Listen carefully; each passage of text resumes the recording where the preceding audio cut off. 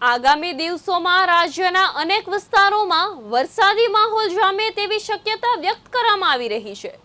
હવામાન નિષ્ણાત અંબાલાલ પટેલે આગાહી કરતા જણાવ્યું છે કે આગામી દિવસોમાં કેટલાક વિસ્તારોમાં સખ્ત પવન, ગાજવીજ અને કરા સાથે વરસાદ પડી શકે છે।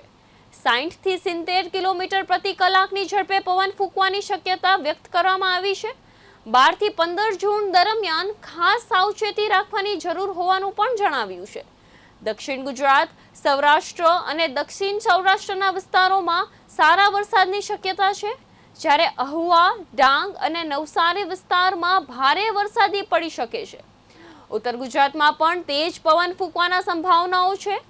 હવામાનમાં 18 જૂન આસપાસ પલટો આવવાની અને 20 જૂન સુધી વરસાદી માહોલ યથાવત રહેવાની શક્યતા વ્યક્ત કરવામાં આવી રહી છે।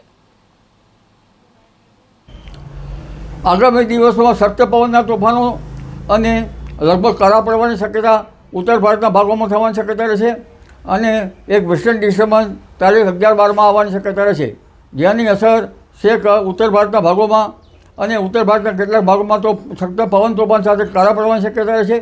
લગભગ 60 કે 70 કિલોમીટરના ઝડપનો પવન ફૂંકાવાની શક્યતા રહેશે, પરંતુ તેની અસર ધીરે ધીરે ગુજરાતમાં વાદળ વાયુ આવવાની શક્યતા રહેશે।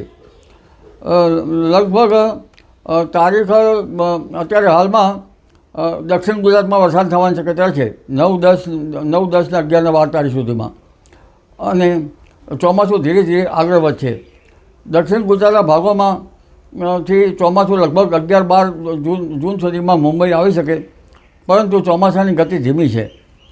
ત્યારબાદ ધીરે ધીરે ચોમાસું દક્ષિણ સૌરાષ્ટ્રના ભાગોમાં આવવાની શક્યતા રહે, પણ મૃગશીર નક્ષત્રનો વરસાદ ઓછો છે અને તારીખ 16 સુધીમાં મૃગશીર નક્ષત્રનો વરસાદ થવાની શક્યતા રહેશે। તારીખ 18 બાદ હવામાનમાં એક પલટો આવશે અને 18 થી 20માં વરસાદ થવાની શક્યતા રહેશે। આગ્રામાં 22 જૂનથી વરસાદ થવાની શક્યતા રહેશે અને 22 જૂનથી 25 જૂનમાં લગભગ દક્ષિણ ગુજરાતના ઘણા ખરા ભાગોમાં વરસાદ થવાની શક્યતા રહેશે। આ અરસામાં કેટલાક ઉત્તર ભારતના ભાગોમાં પણ બંગાળ ઉપસાગરની શાખાના કારણે અને અરબ સાગરના ભેજના કારણે વરસાદ થવાની શક્યતા રહે। મધ્યપ્રદેશના ભાગોમાં હમણાં કેટલાક ભાગોમાં ભારે વરસાદ થવાની શક્યતા છે, એટલે હવે ધીરે ધીરે વરસાદનું વહન આવી રહ્યું છે।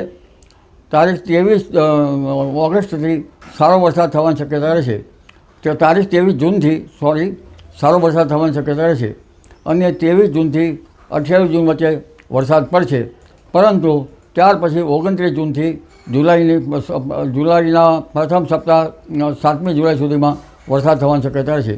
આ વરસાદ લગભગ સૌરાષ્ટ્રના ભાગો, દક્ષિણ ગુજરાતના ભાગો અને ગુજરાતના ભાગોમાં સારો થવાની શક્યતા રહેશે, એટલે જૂન મહિનાના અંત સુધીમાં ગુજરાતના ઘણા ખરા ભાગોમાં સારો વરસાદ થવાની શક્યતા રહેશે।